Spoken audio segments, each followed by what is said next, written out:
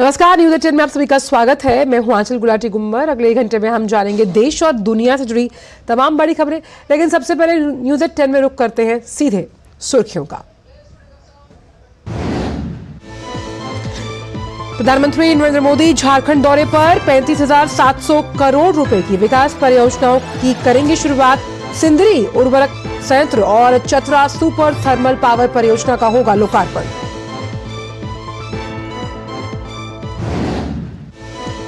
पश्चिम बंगाल के दौरे पर प्रधानमंत्री मोदी आज हुगली के आरामबाग में 7,200 करोड़ रुपए से अधिक की विकास परियोजनाओं की देंगे सौगात। हल्दिया बरौनी कच्चे तेल पाइपलाइन का करेंगे उद्घाटन।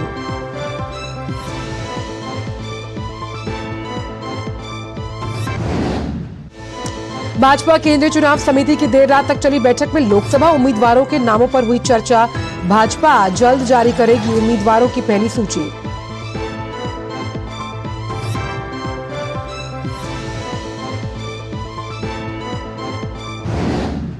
ज्ञान वापी मामले पर सुप्रीम कोर्ट में आज सुनवाई। मुस्लिम पक्ष ने इलाहाबाद हाईकोर्ट के फैसले के खिलाफ दायर की याचिका।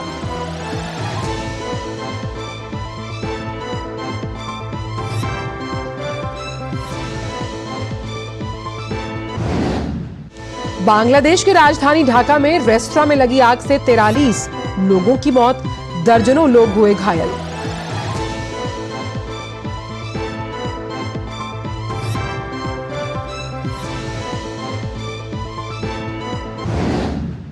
गाजा में मदद का इंतजार कर रहे 104 लोगों की मौत। फिलिस्तीनियों ने इजराइल पर लगाया हमले का आरोप। इजराइल ने भगदड़ मचने की कही बात। संयुक्त राष्ट्र प्रमुख एंटोनियो गुतेरेस ने घटना की निंदा।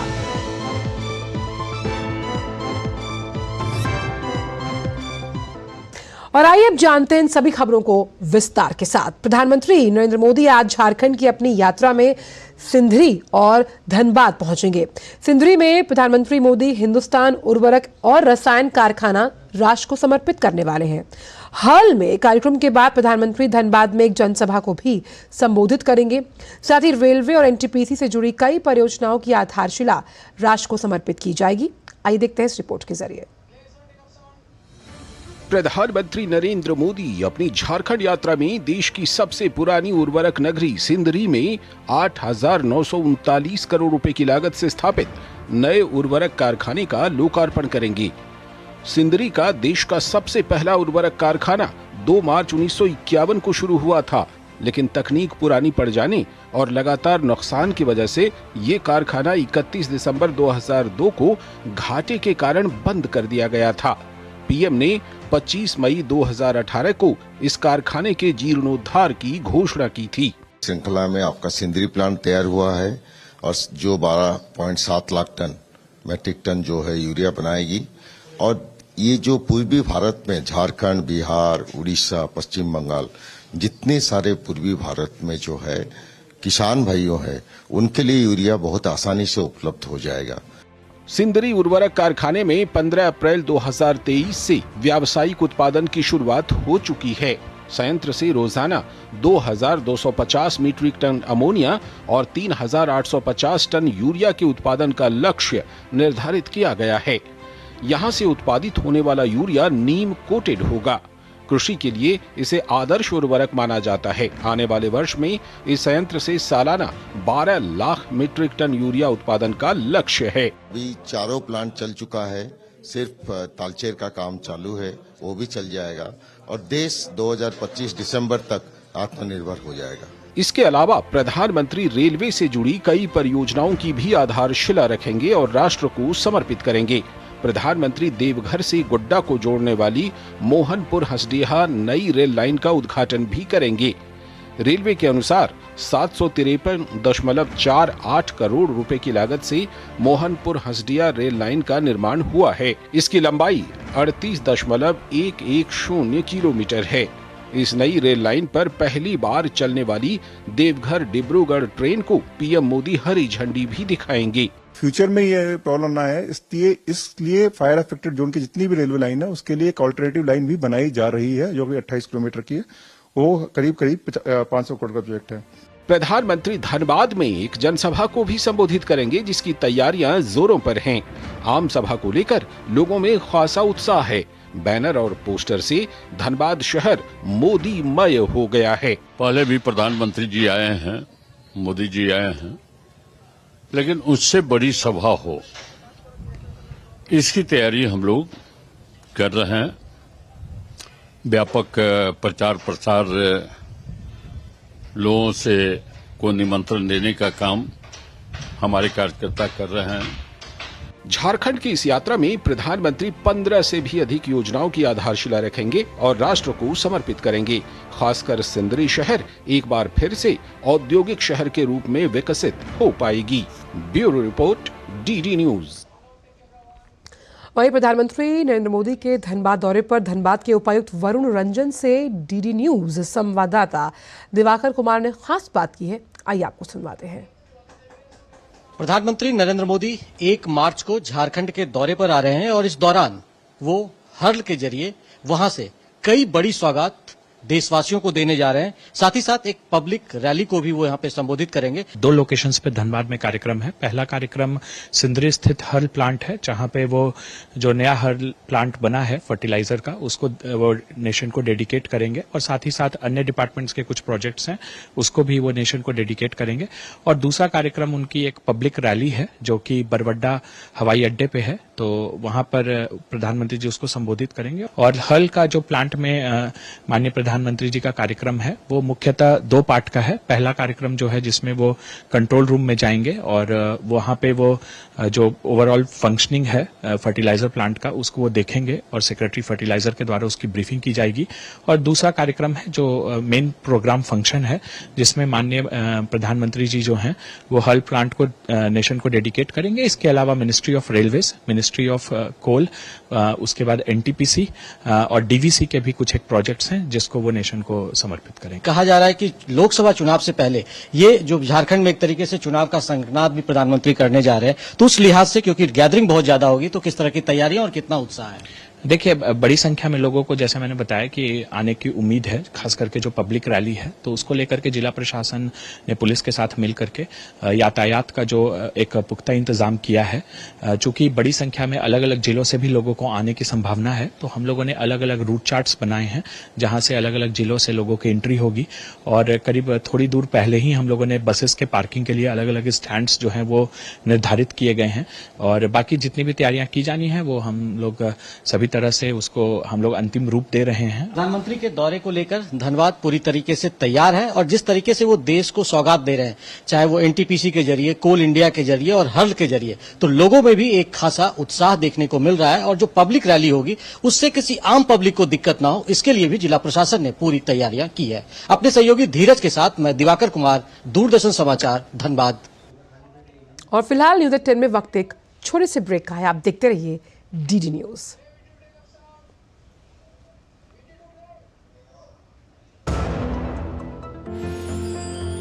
साल, बरस और सदी नहीं, एक युग गुजर जाएगा।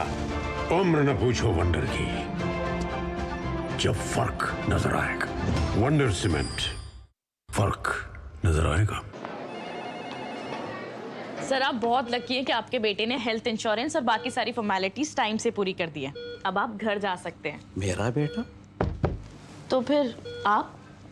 पॉलिसी बाजार। क्लेम के टाइम पे हमेशा आपकी हेल्प को तैयार। पॉलिसी बाजार, 1 करोड़ का हेल्थ इंश्योरेंस सिर्फ 390 रुपए महीने से शुरू। कोविड ने हम लोगों को work from home and flexibility दोनों सिखा दी। Handling my job responsibilities and अपना घर। एनपीएस भी इसी तरह फ्लेक्सिबल है। इन्वेस्टमेंट ऐप के थ्रू अपना अकाउंट इजीली ओपन किया और अब उसी ऐप के थ्रू अपना अकाउंट फुल्ली ऑपरेट कर रहा हूँ। कोई रिस्ट्रिक्शन नहीं है, किसी भी समय लॉग इन कर सकता हूँ और अपने इन्वेस्टमेंट की अमाउंट चेंज भी कर सकता हूँ। जितना पॉसिबल होता है उतना अपने इनकम से बचाता हूँ और अपने एनपीएस अकाउंट में इन्वेस्ट करता हूँ। अपने बेहतर कल को सुनिश्चित करने के लिए एनपीएस जरूरी है। यारो, शादी तो मैं प्रीति से ही करूंगा। कॉलेज टॉप करके अच्छी सी नौकरी लूंगा, झट से प्रीति को प्रपोज कर दूंगा और फैमिली हॉलिडे स्पेन में। वाह यार, मैं तेरी प्लानिंग का बड़ा फैन।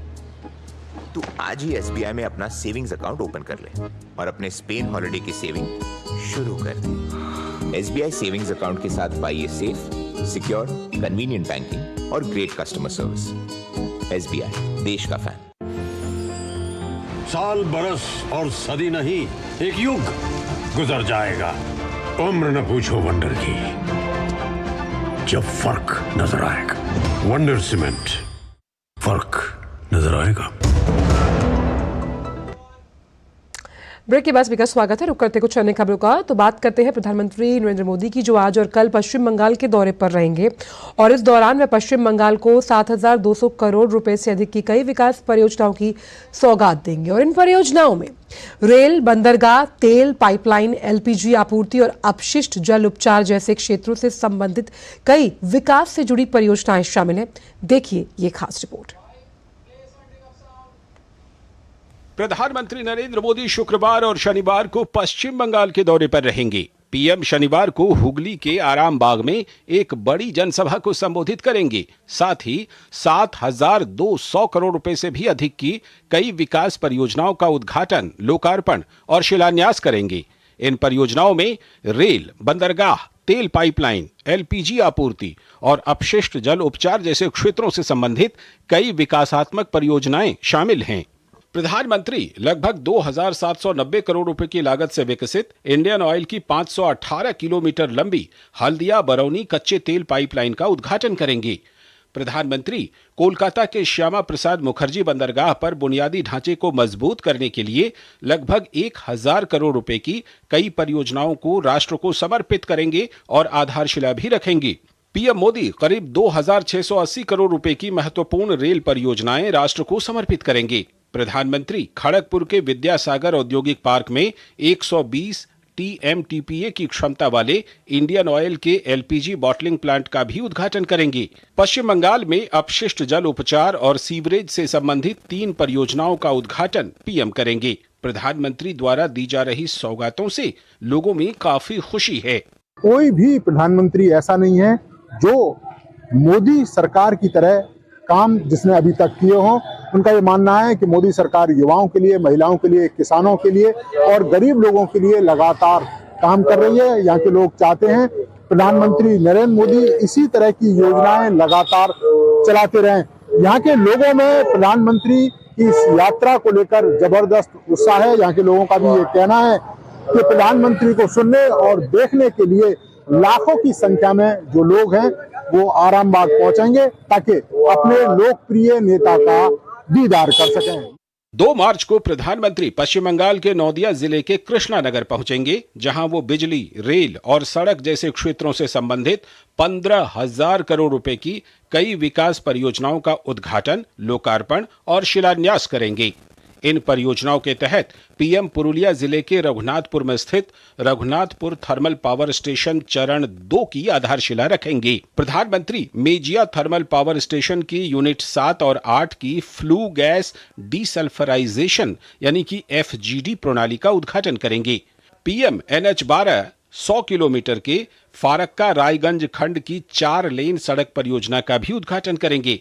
प्रधानमंत्री पश्चिम बंगाल में 940 करोड़ रुपए से भी अधिक की 4 रेल परियोजनाएं भी राष्ट्र को समर्पित करेंगे, जिनमें दामोदर मोहिशिला रेल लाइन के दोहरीकरण की परियोजना भी शामिल है। ब्यूरो इनपुट्स के साथ नीरज सिंह की रिपोर्ट, DD न्यूज।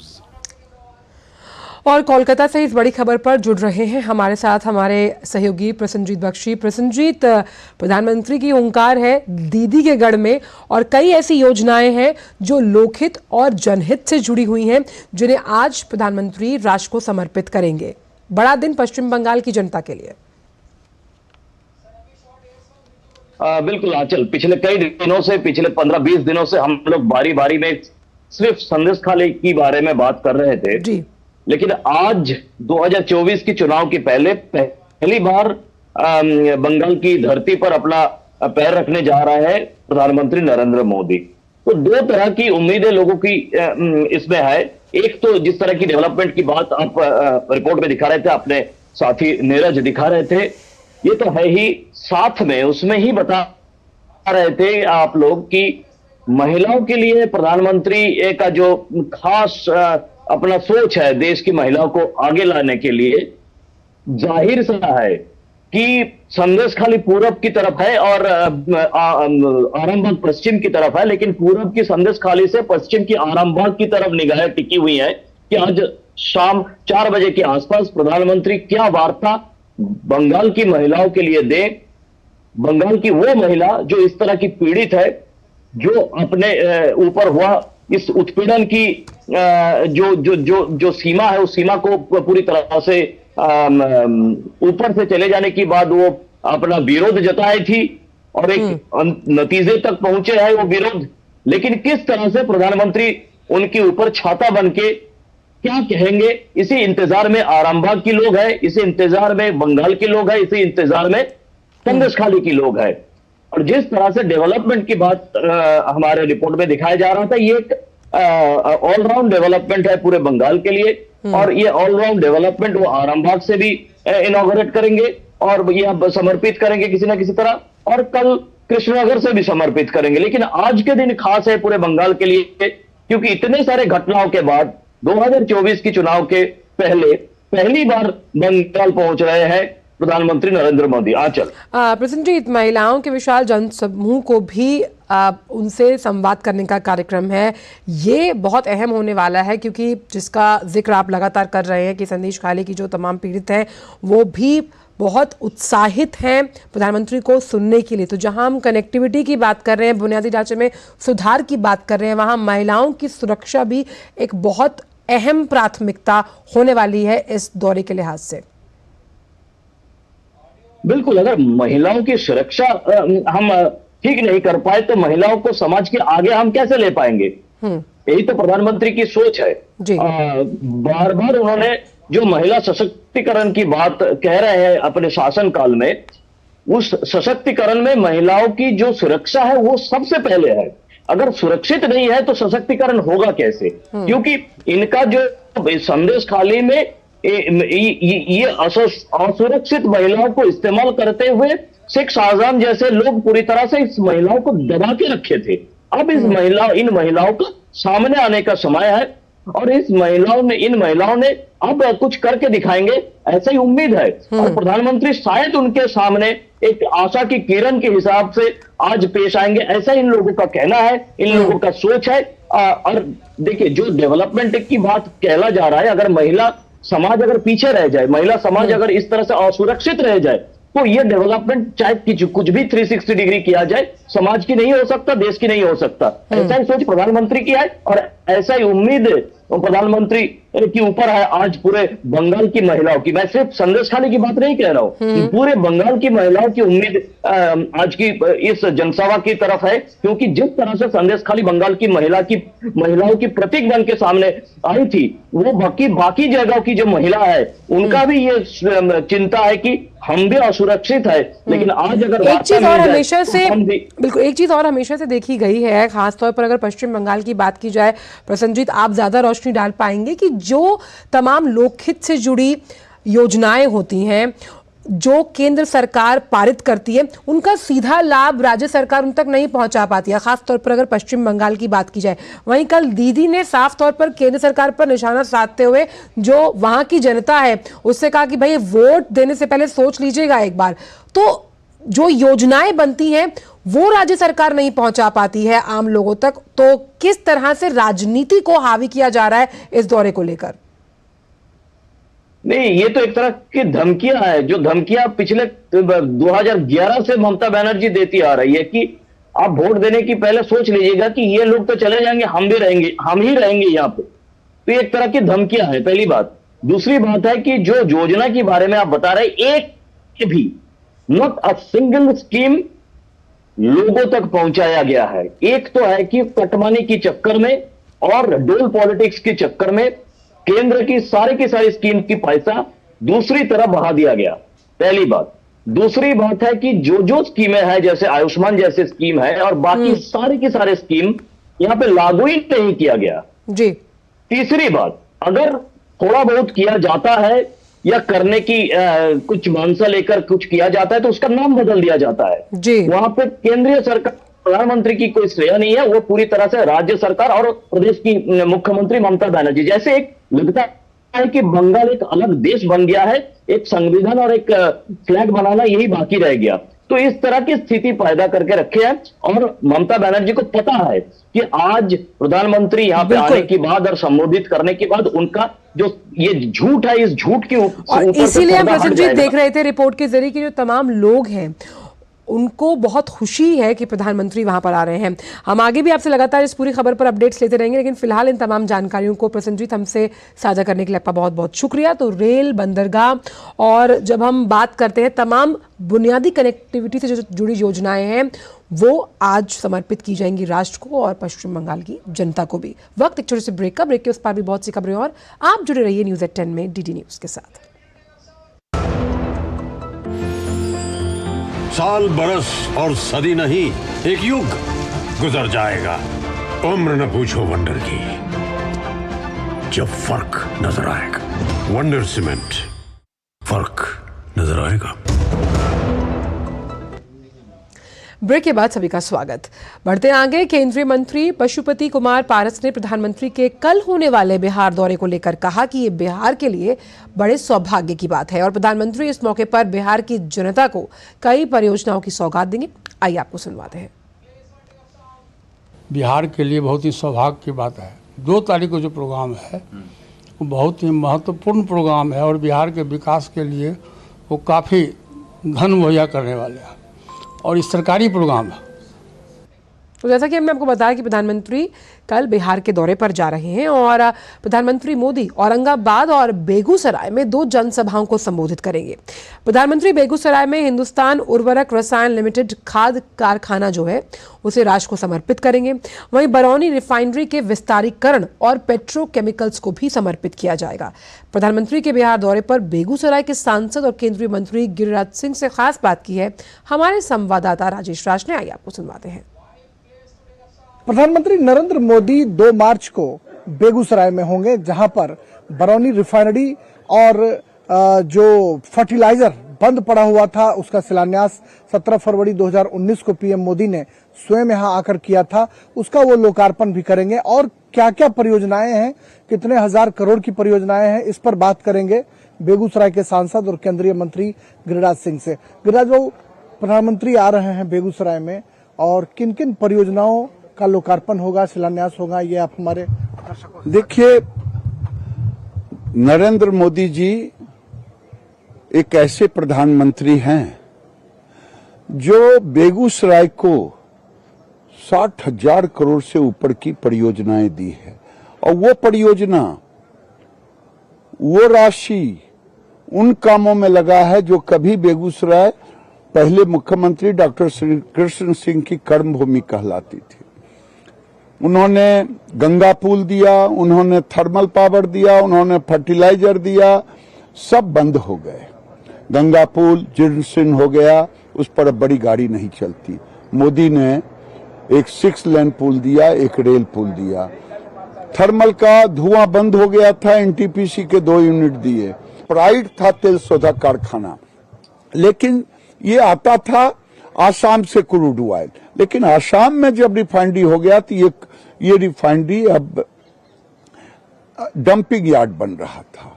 लेकिन मैं प्रधानमंत्री को धन्यवाद दूंगा, उस समय के मंत्री मनोहर धर्मेंद्र प्रधान को और अभी के मंत्री हरदीप पुरी जी को। मोदी जी के नेतृत्व में सबने 25,000 करोड़ लगा और उससे क्रूड ऑयल आता है सीधे बाहर से, पाइपलाइन से, और इसके अपग्रेडेशन का हुआ और जो यहां डंपिंग यार्ड हो रहा था उसको पेट्रोकेमिकल्स तक ले गए, जो बेगूसराय का चिर परिचित मांगे था। राजेश जी, हर एक चुनाव में ये नारा लगता था। यहाँ एक कांग्रेस की बड़ी नेता थी कृष्णा शाही आई हैं, पेट्रोकेमिकल्स लाई हैं। हम लोग बड़े हो गए लेकिन पेट्रोकेमिकल्स बना नहीं।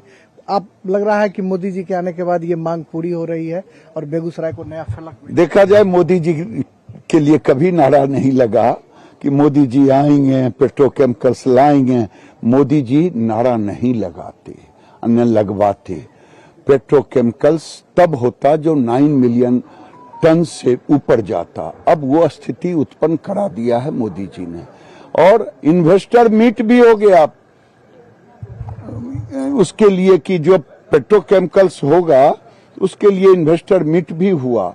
तो मैं समझता हूं कि बेगूसराय की जनता नरेंद्र मोदी को के लिए स्वागत के लिए तैयार है, आशीर्वाद देने के लिए तैयार है। बेगूसराय सज धज के तैयार है मोदी जी के स्वागत के लिए। चलिए, बहुत शुक्रिया। केंद्रीय मंत्री गिरिराज सिंह जो बेगूसराय से सांसद हैं और इनके ही क्षेत्र में प्रधानमंत्री नरेंद्र मोदी का शनिवार को आगमन हो रहा है और इसके लिए बेगूसराय सज धज कर तैयार है, ये उम्मीद जता रहे हैं केंद्रीय मंत्री गिरिराज सिंह।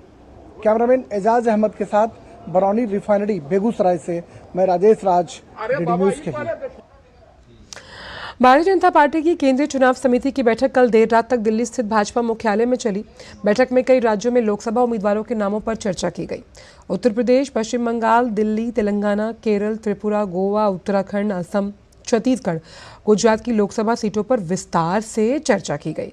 प्रधानमंत्री मोदी, बीजेपी अध्यक्ष जेपी नड्डा, गृह मंत्री अमित शाह, रक्षा मंत्री राजनाथ सिंह सहित भाजपा शासित राज्यों के मुख्यमंत्री, राज्यों के कोर ग्रुप के नेताओं ने बैठक में हिस्सा लिया। माना जा रहा है कि भाजपा लोकसभा उम्मीदवारों की पहली सूची जल्द जारी कर सकती है। पहली सूची में पार्टी के शीर्ष नेताओं की लोकसभा उम्मीदवार के तौर पर उनको लोकसभा क्षेत्रों के साथ ही उन सीटों पर भी भाजपा अपने उम्मीदवारों का ऐलान कर सकती है जहां पिछले लोकसभा चुनाव में भाजपा को जीत हासिल नहीं हुई थी। गौरतलब है कि भाजपा ने लोकसभा चुनाव में खुद के लिए 370 सीट जीतने का लक्ष्य रखा, जबकि एनडीए के लिए 400 पार लक्ष्य का आंकड़ा रखा गया है और इस लिहाज से पहली सूची में कई बड़े नेताओं की उम्मीदवारी का ऐलान किया जा सकता है। इसके साथ ही उत्तर प्रदेश में अपना दल, आरएलडी, सहयोगी दलों के लिए सीटें छोड़ी गई हैं। भाजपा यूपी में 80 में से 74 सीट पर खुद चुनाव लड़ सकती है। बाकी बची सीट पर सहयोगी दलों के उम्मीदवार उतारे जा सकते हैं। जबकि असम में पार्टी ने असम गण परिषद के लिए 2 सीट सहित कुल 3 सीट सहयोगी दलों के लिए छोड़ी। केंद्र सरकार के कई अहम मंत्रियों को भी भाजपा लोकसभा उम्मीदवार के तौर पर चुनाव के मैदान में उतारने का फैसला कर रही है। केंद्रीय सूचना एवं प्रसारण मंत्री अनुराग सिंह ठाकुर लखनऊ में एक अखबार के कार्यक्रम में शिरकत करने पहुंचे। उन्होंने एयरपोर्ट पर डीडी न्यूज से खास बातचीत करते हुए कहा कि प्रधानमंत्री की नीतियों और लोगों के लिए काम करने के कारण भाजपा जीत कर सत्ता में आएगी। इसलिए विपक्ष का गठबंधन बिखर रहा है और भाजपा के साथ लोग जुड़ रहे हैं। उन्होंने राज्य में हुए चौतरफा विकास की वजह से भाजपा के 80 में से 80 सीट जीतने की उम्मीद जताई है। मोदी जी का काम और भारत के बढ़ते कदम, गरीबों का कल्याण, कि बहुत सारे काम जो पिछले 10 वर्षों में हुए, जहां देश आत्मनिर्भरता की ओर बढ़ा है, देश की अर्थव्यवस्था मजबूत हुई है, तब हर कोई चाहता है कि हम उनके साथ जुड़ें जो राम को लाए हैं और जिन्होंने गरीब को न्याय दिलाने का काम किया है। तो इसलिए भाजपा का कुनबा बढ़ रहा है और बाकी दूसरी तरफ लोग अलग थलग पड़ रहे हैं, क्योंकि आज तक वो झूठ ही बोलते रहे और जो कहा वो कभी नहीं किया। ऐसी कांग्रेस है जिसने कहा था गरीबी हटाएंगे, नहीं हटा पाए, लेकिन केवल भ्रष्टाचार में ही डूबे रहे और उनके सहयोगी भी एक के बाद दूसरा गंभीर भ्रष्टाचार के आरोपों से घिरे हुए हैं। और जिस तरह से हमने आपको बताया था कि बीजेपी इलेक्शन कमेटी की जो बैठक है वो कल देर रात चली है, उसी पर बात करने के लिए शैलेंद्र मिश्रा हमारे संवाददाता फोन लाइन पर हमारे साथ जुड़ गए हैं। आज शैलेंद्र, सुबह से हम इस पर चर्चा कर रहे हैं कि आज पहली लिस्ट जारी हो सकती है। ऐसी भी उम्मीदें जताई जा रही हैं कि जो पहली लिस्ट जारी होगी उसमें खास फोकस युवाओं और महिलाओं पर रहेगा। देखिए, जो पहली सूची है उसमें तमाम जो केंद्रीय नेता हैं उनके उम्मीदवारी के जो क्षेत्र है, लोकसभा क्षेत्र है, उसके नाम का ऐलान होगा। हम जानते हैं कि सबसे महत्वपूर्ण है, जिसमें वे कह सकते हैं कि उत्तर प्रदेश में वाराणसी, जहां से प्रधानमंत्री नरेंद्र मोदी चुनाव लड़ते हैं, उनके लोकसभा क्षेत्र का औपचारिक तौर पर प्रधानमंत्री नरेंद्र मोदी की उम्मीदवारी का ऐलान हो सकता है। गृह मंत्री अमित शाह, हम जानते हैं कि वो गुजरात के गांधीनगर से चुनाव लड़ते हैं, उनके लोकसभा क्षेत्र का फिर से ऐलान हो सकता है। इस तरह से तमाम जो शीर्ष नेता हैं पहली सूची में उनका नाम सामने हो सकता है। और इसके साथ साथ जो केंद्रीय मंत्री हैं जो इस बार लोकसभा चुनाव लड़ने जा रहे हैं, धर्मेंद्र प्रधान संबलपुर से, या फिर इस तरह से तमाम नेताओं के नाम का ऐलान किया जा सकता है। शैलेंद्र, ऐसा भी सामने आया कि एक लंबे चौड़े प्रोसेस से गुजरना पड़ा, खासतौर पर जब उम्मीदवारों के इस नाम पर मोहर लगाने के लिए मंथन चला, जिसमें सांसदों के बारे में नमो ऐप के जरिए फीडबैक लिया गया, लोगों से उनके जो सर्वाधिक 3 लोकप्रिय बीजेपी नेता से वो जाना गया। तो कुछ भी बहुत आसान नहीं रहा, इसके लिए एक लंबी मंत्रणा चली है ताकि जिन जनप्रतिनिधियों की बात की जा रही है वो लोगों के लिए काम करें आगे आने वाले समय में। देखिए, निश्चित तौर पर बीजेपी ने एक रणनीति बनाई है कि कैसे 370 सीट बीजेपी जीते, और उसके लिए कई स्तर पर सर्वे भी कराए गए हैं। सबसे प्रमुख जो एक जिताऊ उम्मीदवार का जो क्राइटेरिया है वो भी देखा गया है। कहा जा रहा है कि युवा चेहरों को इस बार काफी प्राथमिकता दी जाएगी और कम से कम 1/3 नए चेहरे होंगे लोकसभा उम्मीदवार के तौर पर जो भारतीय जनता पार्टी में की उम्मीदवारी लोकसभा क्षेत्रों में करते नजर आएंगे। इसके साथ ही साथ संगठन के कुछ नेताओं को मौका दिया जाएगा। एक प्रक्रिया रहती है, हम हर बार देखते हैं कि कुछ नए चेहरों को मौका दिया जाता है। और साथ ही साथ अगर हम इसे इस लिहाज से भी समझने की कोशिश करें कि बूथ स्तर पर किस तरह से कार्यकर्ताओं को मजबूत करने की बात हमेशा से प्रधानमंत्री कहते हैं, हर कार्यकर्ता की जो संवाद वाणी है वो कितनी अहम हो जाती है इस तरह की मंत्रणा में, और खास तौर पर जो जिताऊ कैंडिडेट्स हैं उन्हें दोबारा मौका देने के लिए, और खास तौर पर देखा जाएगा कि ऐसे भी हो सकते हैं कई नाम जिनका पत्ता कटेगा। निश्चित तौर पर कुछ उम्र की वजह से या फिर उनके जो चुनाव क्षेत्रों में जो फीडबैक है उसके लिहाज से हम देखेंगे कि तमाम उम्मीदवारों को इस बार मौका नहीं मिलने वाला है, और यही वजह है कि कहा जा रहा है कि कम से कम 30 से 35% टिकट नए उम्मीदवारों को मौका दिया जा सकता है, और उसको लेकर बहुत चर्चाएं हैं। संगठन के तमाम जो प्रतिभाशाली चेहरे हैं, युवा मोर्चा के जो नेता है, उनको भी मौका मिल सकता है। तो हमें देखेंगे कि युवा चेहरों को, महिलाओं को इस बार खास तौर पर अधिक मौका मिलने वाला है, खासतौर पर ऐसी सीटों पर जहां पर हम देखते हैं कि काफी सक्रिय संगठन के नेता रहे हैं, उनको भी मौका मिलेगा। लेकिन सबकी नजरें पहली सीट पर इस बात पर रहेगी कि पहली जो सूची आएगी उसमें कौन कौन से बड़े मंत्री के नाम होंगे जो लोकसभा चुनाव लड़ने जा रहे हैं। और उत्तर प्रदेश की कहा जा रहा है कि 50 से ज्यादा सीटों पर नाम तय हो चुके हैं। पहली सूची में जो वेस्टर्न यूपी की सीटें हैं, पश्चिमी उत्तर प्रदेश की सीटें 30 से 35 सीटों पर कह रहे हैं कि नाम का ऐलान किया जाएगा।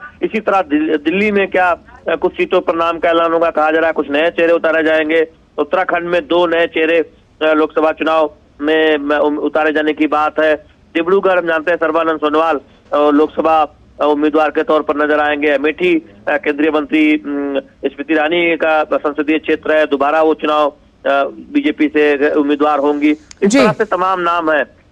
आप देखें पूरी सीट जहां से संबित पात्रा बहुत नजदीकी मार्जिन से चुनाव हारे थे, इस बार फिर ओडिशा के पूरी सीट से उनको लोकसभा उम्मीदवार बनाया जाएगा। और हम अन्य उम्मीदवारों की बात करें तो शिवराज सिंह चौहान पूर्व मुख्यमंत्री है मध्य प्रदेश के, वो विदिशा से चुनाव लड़ना चाहते हैं। तो विदिशा या भोपाल 2 सीटें एक तरह से उनके लिए ये चिन्हित की गई थी, वो चुनाव मैदान में बीजेपी के टिकट पर चुनाव लड़ते नजर आ सकते हैं। इस तरह से तमाम बड़े चेहरे हम देखेंगे कि लोकसभा की उम्मीदवार के तौर पर बीजेपी सामने रखेगी, लेकिन इंतजार करना पड़ेगा पहली सूची का। बिल्कुल, बहुत बहुत शुक्रिया शैलेंद्र इन तमाम जानकारी को हमसे साझा करने के लिए। बढ़ते हैं आगे, बात ज्ञानवापी मामले की जिस पर सुप्रीम कोर्ट आज सुनवाई करेगा। मुस्लिम पक्ष ने इलाहाबाद हाईकोर्ट के 19 दिसंबर के आदेश को चुनौती दी है, जिसमें कोर्ट ने उनकी 5 याचिकाओं को खारिज कर दिया था। इन याचिकाओं में ज्ञानवापी मस्जिद की जगह मंदिर की बहाली की मांग के मुकदमे को सुनवाई लायक मानने के निचली अदालत के फैसले के साथ ASI सर्वे की इजाजत को भी चुनौती दी गई है।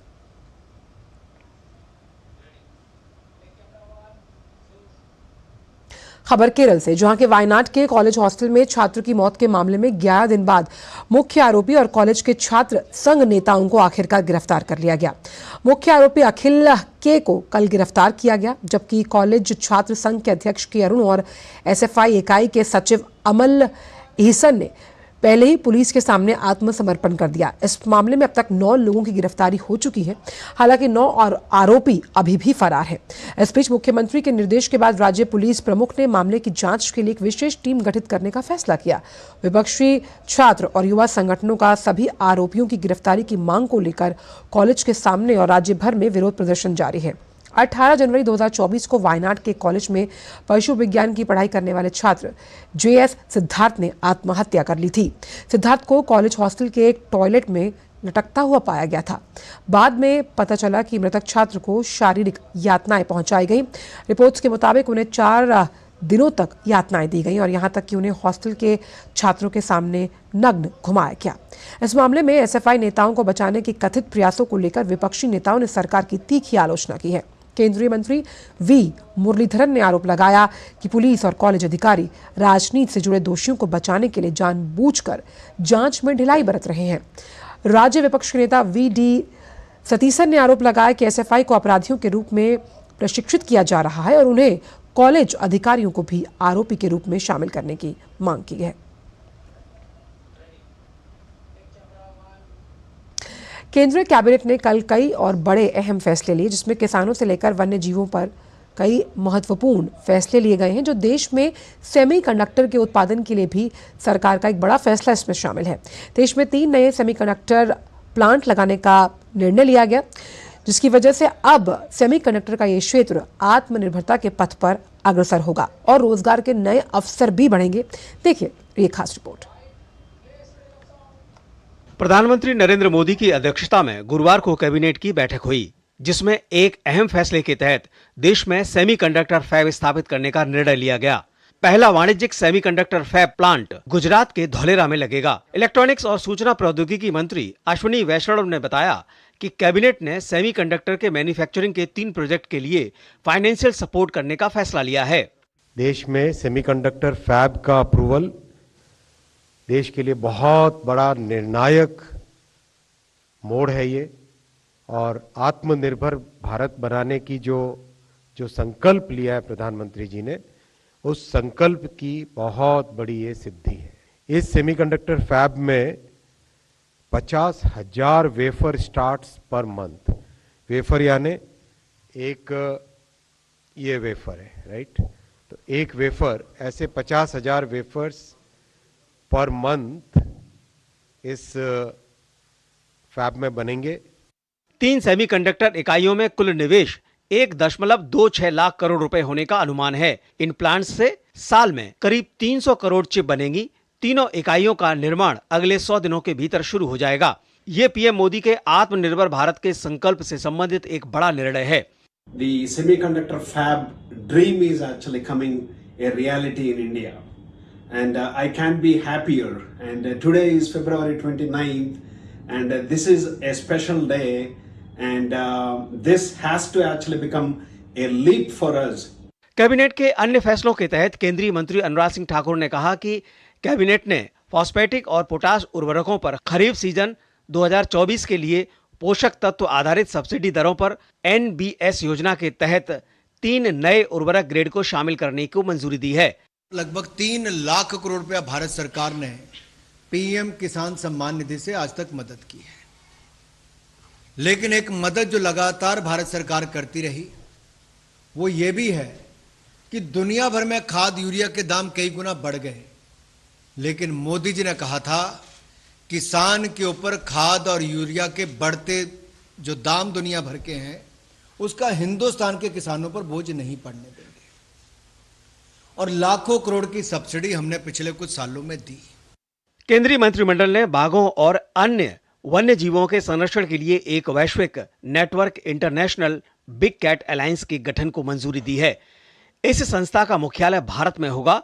इसमें वन्य जीवों से संबंधित देशों की बहु एजेंसी संस्था के रूप में IBCA की कल्पना की गई है। इसके लिए 150 करोड़ रुपए की एक मुश्त बजटीय सहायता को मंजूरी दी गई है।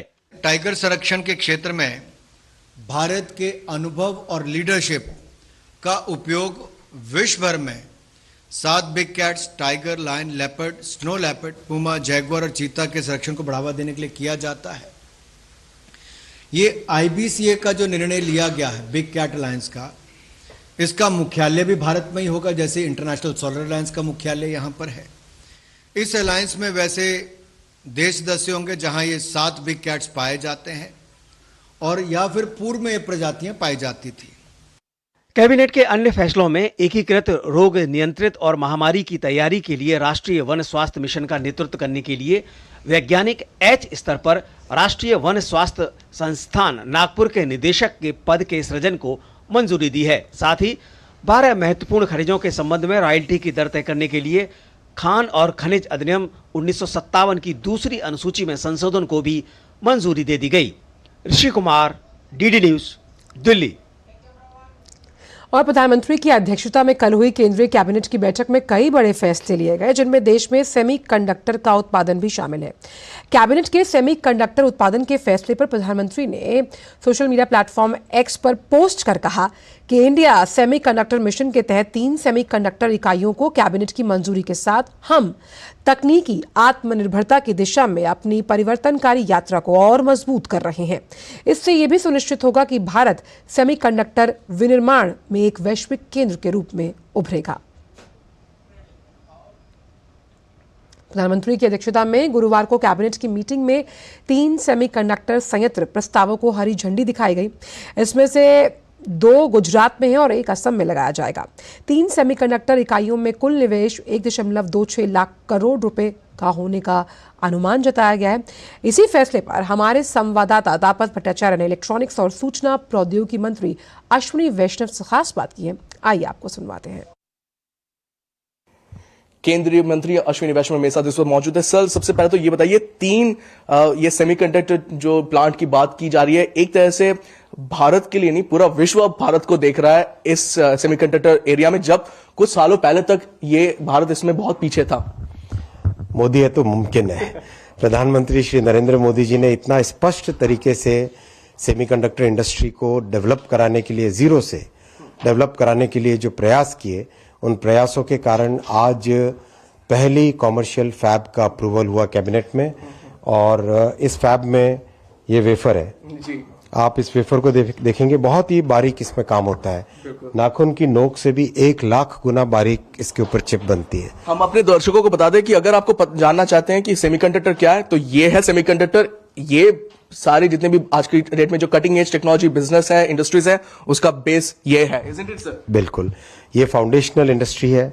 आप अपने घर में अगर देखें, fridge, light, TV, AC, scooty, bike, car या घर से बाहर निकले ट्रेन, एरोप्लेन, सब में सेमीकंडक्टर लगते हैं।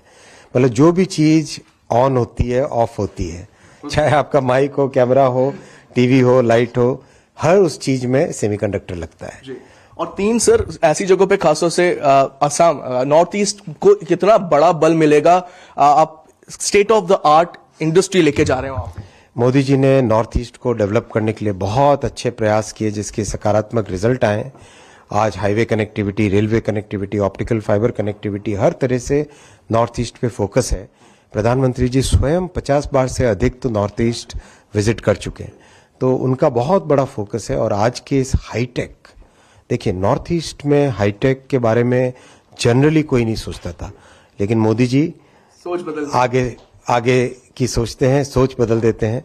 तो आज जो नॉर्थ ईस्ट का अप्रूवल हुआ है, नॉर्थ ईस्ट में बना, आसाम में बनी चिप अमेरिका, यूरोप, बड़े बड़े कार मैन्युफैक्चरर्स, बड़े टेलीकॉम मैन्युफैक्चरर्स, बड़े मोबाइल मैन्युफैक्चरर्स, उनके प्रोडक्ट्स में लगेगी, देश में भी विदेश में भी। सर 1.26 लाख करोड़ बहुत बड़ा एक इन्वेस्टमेंट है, एक तरह से देश को सेमीकंडक्टर में आगे लेके जाने का। आपको लग रहा है कि ये एक तरह से नींव रखी जा चुकी है और अब 100 दिन का आप लोगों को डेडलाइन भी दे दिया गया है? मोदी जी हमेशा बड़ा सोचते हैं और बहुत टाइट मॉनिटरिंग होती है, बहुत स्ट्रांग एग्जीक्यूशन फोकस होता है। प्रधानमंत्री जी का ये है मार्गदर्शन की 100 दिन के अंदर अंदर फैक्ट्री का कंस्ट्रक्शन स्टार्ट होना चाहिए, जैसे माइक्रॉन का हुआ था। 90 दिन के अंदर वो हुआ था, ये 100 दिन। यहाँ भी वो भी 100 दिन का ही टारगेट था, यहाँ पर भी 100 दिन का टारगेट है, तो चालू करेंगे। अच्छा, बहुत से बाहर की कंपनीज के साथ आप लोग का हो रहा है, जापान की कंपनी के साथ जो है वो भी एक बहुत ही कटिंग एज उस पे है, थोड़ा सा बताएं तो डिफेंस वगैरह पे ज्यादा एक उसका इम्पैक्ट पड़ने वाला है। हाँ, रेनेसा जापान की सेमीकंडक्टर मैन्युफैक्चरिंग कंपनी है, कई देशों में उसका काम है। बहुत कटिंग एज और बहुत नीश प्रोडक्ट्स हैं जो डिफेंस में, स्पेस में, और बहुत कॉम्प्लेक्स जो चिप्स होती हैं व्हीकल के कंट्रोल में, इस तरह की चिप्स को वो बनाते हैं। इंडस्ट्रियल कंट्रोल में बड़ी एक फैक्ट्री है, बड़ी फैक्ट्री का जो माइक्रो कंट्रोलर है, इस तरह की चीज़ें जो होती है वो रेनेसा बनाती है, उसकी भी मैन्युफैक्चरिंग भारत में होगी। सीजी पावर के साथ उनका टाई अप हुआ है और अच्छा प्लांट बनेगा और देश में विदेश में सब जगह इसका उपयोग होगा। प्रोडक्शन कैपेसिटी हम कितना एक्सपेक्ट कर सकते हैं अगले कुछ दिनों में? इन चारों प्लांट की मिला के 8 करोड़ चिप पर डे की कैपेसिटी है, अच्छी कैपेसिटी है। और प्रधानमंत्री जी ने 20 साल का रोड मैप तैयार करने का टारगेट दिया है कि 20 साल तक इस इंडस्ट्री को ग्रो कराते जाना, जिससे भारत एक बहुत बड़ा semiconductor, electronics, power electronics, advanced manufacturing का बड़ा हब बने। बहुत बहुत शुक्रिया हमसे बात करने के लिए। तो ये थे केंद्रीय मंत्री अश्विनी वैष्णव जो बता रहे थे कि भारत अब बनने जा रहा है हब सेमीकंडक्टर का। तो देखते रहिए, बहुत जल्दी भारत इसमें अग्रणी भूमिका निभाने वाला है। कैमरा पर्सन विनोद के साथ मैं तापस भट्टाचार्य, दूरदर्शन समाचार, दिल्ली। और मोदी सरकार ने एक बड़ा फैसला और लिया, जिसके तहत देश के 1 करोड़ घरों पर सौर ऊर्जा के लिए सोलर पैनल लगाए जाएंगे। सरकार सोलर पैनल लगाने के लिए सब्सिडी देगी तो बैंक लोन भी उपलब्ध करवाएगी। इस योजना से न सिर्फ 1 करोड़ परिवारों को मुफ्त बिजली मिलेगी, बल्कि अतिरिक्त बिजली बेचकर पैसे भी आएंगे। मोदी सरकार का यह फैसला पर्यावरण संरक्षण को भी बढ़ावा देगा और लोगों की जिंदगी को और आसान बनाएगा। देखिए रिपोर्ट। प्रधानमंत्री नरेंद्र मोदी की अध्यक्षता में केंद्रीय मंत्रिमंडल ने पीएम सूर्य घर मुफ्त बिजली योजना को मंजूरी दी। 75,000 करोड़ रुपए से अधिक के निवेश वाली इस योजना का लक्ष्य हर महीने 300 यूनिट तक मुफ्त बिजली प्रदान कर 1 करोड़ घरों को रोशन करना है। पीएम सूर्य घर मुफ्त बिजली योजना आज इसको मंजूरी मिली है। 1 करोड़ घरों को 300 यूनिट मुफ्त बिजली मिलेगी और ये 1 करोड़ परिवारों को ही मुफ्त बिजली के 300 यूनिट मिलने के बाद 15,000 रुपया सालाना आमदन भी होगी। यह योजना 2 किलोवाट क्षमता वाली प्रणाली के लिए प्रणालीगत लागत के 60% और 2 से 3 किलोवाट क्षमता वाली प्रणाली के लिए अतिरिक्त प्रणालीगत लागत के 40% के बराबर CFA प्रदान करेगी। CFA को 3 किलोवाट पर सीमित किया जाएगा। मौजूदा मानक कीमतों पर इसका आशय 1 किलोवाट क्षमता वाली प्रणाली के लिए 30,000 रुपए, 2 किलोवाट क्षमता वाली प्रणाली के लिए 60,000 रुपए और 3 किलोवाट या उससे अधिक वाली प्रणाली के लिए 78,000 रुपए की सब्सिडी से होगा। इस योजना में शामिल होने वाले परिवार 3 किलोवाट तक के आवासीय RTS प्रणाली की स्थापना हेतु वर्तमान में लगभग 7% के गारंटी मुक्त कम ब्याज वाले ऋण का लाभ उठाने में सक्षम होंगे। कमर्शियल अथवा इंडस्ट्रियल सेक्टर के लिए भी जो रूफटॉप सोलर है उसको प्रमोट करने के लिए नेशनल पोर्टल पर सिंगल विंडो क्लियरेंस का प्रावधान किया जाएगा। ये सुविधा मिलेगी और MSME जो हमारा लघु सूक्ष्म उद्योग है उसको कम ब्याज पर फाइनेंस प्रोडक्ट को बैंकों के द्वारा उपलब्ध करवाया जाएगा। हर जिले में एक मॉडल सोलर विलेज बनाया जाएगा। पीएम सूर्य घर योजना में कैसे अप्लाई करें? https:/pmsuryaghar.gov.in पर योजना से जुड़ी जानकारियां ले सकते हैं। स्टेप 1, सबसे पहले अपने राज्य, बिजली और वितरण कंपनी का नाम चुनें। फिर अपना बिजली उपभोक्ता नंबर, मोबाइल नंबर और ईमेल डालें। स्टेप 2, अपना कंज्यूमर नंबर, मोबाइल नंबर डालकर लॉगिन करें। फॉर्म में बताए गए तरीकों से रूफटॉप सोलर पैनल के लिए अप्लाई करें। स्टेप 3, अप्रूवल मिलने के बाद बिजली वितरण कंपनी के साथ रजिस्टर्ड किसी भी वेंडर से प्लांट इंस्टॉल कराएं। स्टेप 4, इंस्टॉलेशन पूरा हो जाने के बाद प्लांट की डिटेल के साथ नेट मीटर के लिए अप्लाई करना होगा। स्टेप 5, पोर्टल से कमिश्निंग सर्टिफिकेट जारी किया जाएगा। स्टेप 6, कमिश्निंग रिपोर्ट मिलने के बाद पोर्टल के जरिए कैंसिल्ड चेक जमा करना होगा। 30 दिनों के भीतर बैंक अकाउंट में सब्सिडी मिल जाएगी। योजना के माध्यम से शामिल घर बिजली बिल बचाने के साथ साथ डिस्कॉम को अधिशेष बिजली की बिक्री के माध्यम से अतिरिक्त आय अर्जित करने में सक्षम होंगे। यह योजना विनिर्माण, लॉजिस्टिक्स, आपूर्ति श्रृंखला, बिक्री, स्थापना, O&M और अन्य सेवाओं में लगभग 17 लाख प्रत्यक्ष नौकरियां पैदा करेगी। Bureau report, DD news. और वक्त एक छोटे से ब्रेक का है न्यूज एट 10 में। साल बरस और सदी नहीं, एक युग गुजर जाएगा। उम्र न पूछो वंडर की, जब फर्क नजर आएगा। वंडर सीमेंट, फर्क नजर आएगा। ब्रेक के बाद सभी का स्वागत। खबरों के कारवां को बढ़ाते हैं आगे। उत्तर प्रदेश दौरे के दूसरे दिन मुख्य निर्वाचन आयुक्त राजीव कुमार और निर्वाचन आयुक्त अरुण गोयल ने वरिष्ठ अधिकारियों के साथ निर्वाचन स्वीप कार्यक्रम पर आधारित कॉफी टेबल बुक का विमोचन किया। साथ ही चुनाव आयोग की टीम ने मंडलीय और जिला स्तरीय अधिकारियों के साथ बैठक की। लोकसभा चुनाव 2024 की तैयारियों का जायजा लेने के लिए मुख्य निर्वाचन आयुक्त राजीव कुमार की अगुवाई में चुनाव आयोग की टीम राज्य का दौरा कर रही है। अगली खबर भी यूपी से ही है, जहां आज से गेहूं की सरकारी खरीद शुरू होगी और इस बार योगी सरकार ने न्यूनतम समर्थन मूल्य एमएसपी के 2275 प्रति क्विंटल इसे निर्धारित किया, जो पिछले साल से 150 रुपए ज्यादा है। गेहूं की खरीद के लिए किसानों को सुविधा उपलब्ध करवाने के निर्देश दिए गए हैं। प्रदेश भर में 6500 क्रय केंद्र स्थापित कर गेहूं खरीद की योजना तैयार की गई है। राज्य में किसानों की मांग को देखते हुए योगी सरकार ने गेहूं के एमएसपी में 150 रुपए की वृद्धि की घोषणा की थी। इसकी जानकारी देते हुए मुख्यमंत्री योगी आदित्यनाथ ने सोशल मीडिया साइट एक्स पर यह लिखा, प्रिय अन्नदाता किसान बंधुओं, उत्तर प्रदेश सरकार ने वर्ष 2024-25 में गेहूं का न्यूनतम समर्थन मूल्य 2275 प्रति क्विंटल निर्धारित किया है।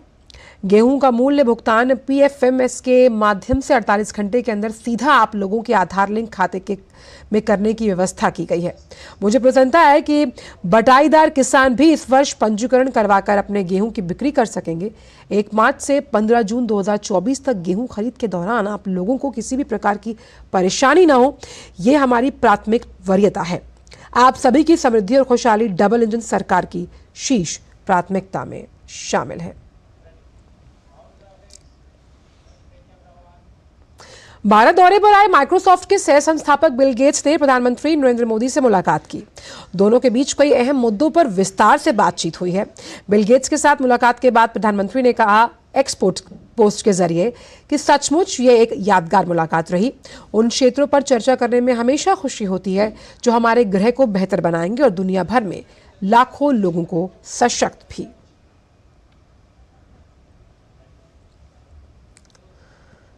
रुख कुछ अंतर्राष्ट्रीय खबरों की तरफ बात करते हैं बांग्लादेश की, जहां राजधानी ढाका में कल देर रात आग लगने की वजह से बड़ा हादसा हुआ। ढाका में 7 मंजिला रेस्तरां की इमारत में लगी भीषण आग में कम से कम 43 लोगों की झुलसकर मौत हुई, कई दर्जनों लोग घायल हो गए। बांग्लादेश के स्वास्थ्य मंत्री सामंत लाल सेन ने ढाका मेडिकल कॉलेज अस्पताल का दौरा कर जख्मी लोगों से मुलाकात की है। स्वास्थ्य मंत्री ने बताया कि शहर के मुख्य बर्न अस्पताल में कम से कम 40 घायल लोगों का इलाज किया जा रहा है। गौरतलब है कि ढाका के बेली रोड के एक लोकप्रिय बिरयानी रेस्टोरेंट में लगी आग तेजी से ऊपरी मंजिलों तक फैली, जिसकी वजह से कई लोग फंसे। दमकल कर्मियों ने 2 घंटे में आग पर काबू पाया। वहीं फायर डिपार्टमेंट के एक बयान में यह सामने आया कि उन्होंने 75 लोगों को जिंदा बचाया है। बात गाजा की, जहां युद्ध विराम की कोशिशों के बीच इजराइल में हमले जारी हैं और गाजा के स्वास्थ्य अधिकारियों ने आरोप लगाया कि गाजा शहर में मदद की आस लगाए फिलिस्तीनियों पर कल किए गए इजरायली हमले में 104 लोग मारे गए और 280 लोग घायल हुए हैं। इजराइल के प्रवक्ता ने गाजा अधिकारियों के आरोप को खारिज करते हुए यह भी कहा कि जिस स्थान पर घटना की बात कही जा रही है वहां किसी भी तरह की गोलाबारी नहीं हुई। वहीं फिलिस्तीनी अधिकारियों ने कहा कि एक अस्पताल में वहां 10 लोगों के शव ले जाए गए हैं। 7 अक्टूबर के हमास हमले के बाद इजराइल के हवाई, समुद्री और जमीनी हमले का सबसे अधिक प्रभाव गाजा सिटी और उत्तरी गाजा के आसपास क्षेत्र में रहा। लगातार हमलों की मार से 3/4 आबादी विस्थापन का शिकार हुई है। वहीं इजराइल हमास जंग शुरू होने के बाद से अब तक 30,000 से ज्यादा फिलिस्तीनी मारे जा चुके हैं, जबकि 70,000 से ज्यादा लोग घायल हुए। संयुक्त राष्ट्र प्रमुख एंटोनियो गुतेरेस ने हमले की कड़ी निंदा की। मानवीय सहायता पहुंचा रही संयुक्त राष्ट्र की एजेंसियों का मानना है कि हमले के चलते गाजा के लोगों तक सहायता पहुंचाना मुश्किल हो गया है, लेकिन इजराइल ने यूएन एजेंसियों के दावों को नकार दिया। इजरायली एजेंसी कोगैट ने कहा कि चिकित्सा सहायता में बाधा पहुंचाने का जो आरोप है वो निराधार है। वहीं भारत ने फिलिस्तीन की स्थिति पर गंभीर चिंता व्यक्त करते हुए राहत पहुंचाने के लिए एक स्थायी मानवीय गलियारे की तत्काल आवश्यकता की वकालत की है। संयुक्त राष्ट्र मानवाधिकार परिषद के 55वें सत्र में संयुक्त राष्ट्र में भारत के स्थायी प्रतिनिधि अरिंदम बागची ने कहा कि भारत अपनी ओर से द्विपक्षीय विकास साझेदारी के माध्यम से फिलिस्तीनी लोगों का समर्थन जारी रखेगा।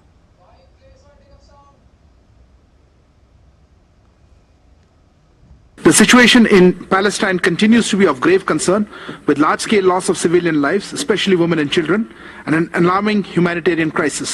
This is clearly unacceptable, and we strongly condemn the death of all civilians. Mr. President, we must be clear that terrorism and hostage-taking are unacceptable and deserve our unequivocal condemnation. India has a zero-tolerance approach to terrorism. The return of hostages is imperative. We must also be clear about the universal obligation to observe international humanitarian law. Further, there is an immediate need for a sustainable humanitarian corridor to provide relief. The conflict must not spread within or beyond the region. Arindam Bagchi ने कहा कि Israel फिलिस्तीन संघर्ष का द्विराष्ट्र सिद्धांत पर आधारित समाधान पहले से कहीं अधिक जरूरी हो गया है। Let me emphasize that a two-state solution is necessary more than ever before. These are not choices, these are all musts, and unless we are able to address all of them, we are not going to really solve the problem. India, on its part, will continue to support the Palestinian people through our bilateral development partnership, and we will also continue to send humanitarian assistance to the people of Palestine. और अब बात आपकी सेहत से जुड़ी हुई। परीक्षाएं जैसे जैसे करीब आती हैं, बच्चे जो हैं वो परीक्षा का तनाव लेते हैं, वो तनाव बढ़ने लगता है। बोर्ड की परीक्षा में छात्रों के साथ साथ माता पिता को भी चिंता रहती है। आवश्यक हो कि तनाव के लक्षणों की पहचान हो और ये जानकारी हो कि परीक्षा के तनाव को कैसे दूर किया जा सकता है। आप देखिए एक खास रिपोर्ट। हमें दीजिए इजाजत। नमस्कार। परीक्षा का तनाव कई छात्रों को परेशान करता है। बच्चों को बहुत तनाव उस वक्त होता है जब उनकी परीक्षाएं शुरू होने वाली होती हैं। परीक्षा से पहले पढ़ाई करना, काफी समय पढ़ते रहना, याद करने का काम उनके लिए मुश्किल बन जाता है। ये सिर्फ उनकी समस्या नहीं होती जिनको परीक्षा देनी है, बल्कि परिवार के अन्य सदस्य, खास तौर पर माता पिता भी तनावग्रस्त हो जाते हैं। लेकिन परीक्षा का तनाव लेना कैसे हानिकारक हो सकता है, ये समझना आवश्यक है। वक्त पे सोना है, 5 से 6 घंटे की नींद इत्मीनान से आपने लेनी है। सारा कुछ सुबह के लिए तैयार पहले से करके रख लेना है। रात भर पढ़ना नहीं है, फोनों पे बात नहीं करनी है अपने सहपाठियों से, किसने क्या कर लिया, कौन क्या कर रहा है, कोई नई चीज याद करने की कोशिश नहीं करनी है और अपने आप को सिर्फ और सिर्फ यही संदेश देना है कि मैं जितनी तैयारी कर सकता था मैंने भरपूर कर ली है, अब मैं कल आराम से जाके एग्जामिनेशन सेंटर में लिखूंगा या लिखूंगी। अपने आप को ये पॉजिटिव संदेश देना बहुत जरूरी है। और रात का खाना हल्का फुल्का खाइएगा, भारी मिर्च मसाले वाली चीजें नहीं खानी है जिससे कि आपको कोई गैस्ट्रिक इश्यूज हो और रात को बेचैनी हो। आवश्यक है कि परीक्षा से एक दिन पहले कुछ सावधानियों का पालन करें। ऐसे में अपने आप को तनाव मुक्त रखें, घबराएं नहीं। यदि तनाव अधिक महसूस हो रहा हो तो परिवार के सदस्यों से बात करें। पढ़ाई के बारे में कई दोस्तों से बात करने से बचें। एक दिन पहले कुछ नए नोट्स की तलाश न करें और कुछ नया सीखने का प्रयत्न न करें। मुख्य बिंदुओं को संशोधित करें। कोशिश करें कि रात का खाना हल्का खाएं। परीक्षा से पहले नींद पूरी करना आवश्यक है, इसलिए रात भर पढ़ाई न करें। 6 से 8 घंटे की नींद लें। परीक्षा से पहले रात को ठीक तरह से आराम करना आवश्यक है। जब भी आप कुछ चीजें याद करते हैं उनको रिवाइज करना बड़ा जरूरी होता है। रिसर्च स्टडीज भी कहती हैं 24 घंटे के अंदर अंदर जब भी कुछ याद करो तो रिवाइज कर लो। इसलिए जब आप अपने टाइम टेबल्स बनाते हैं तो उसमें एक रिवीजन का स्लॉट जरूर होना चाहिए। जो कल याद किया उसको रिवाइज करना है। और जब रिवीजन करते हैं तो आपको पता चल जाता है कि आपकी कमजोर कड़ियां कौन सी हैं और वक्त रहते ही आप अपनी कमजोर कड़ियों को मजबूत कर सकते हैं। बोल बोल के रिवाइज करते हैं, किसी को सुना दीजिए, रिकॉर्ड कर लीजिए अपना कहा हुआ, कुछ लिख के देख लीजिए, छोटी छोटी सी स्क्रिबलिंग्स कर लीजिए, कीवर्ड से एक माइंड मैप सा बना लीजिए। परीक्षा के दिनों में उन्हें सही मात्रा में पौष्टिक आहार मिलना चाहिए।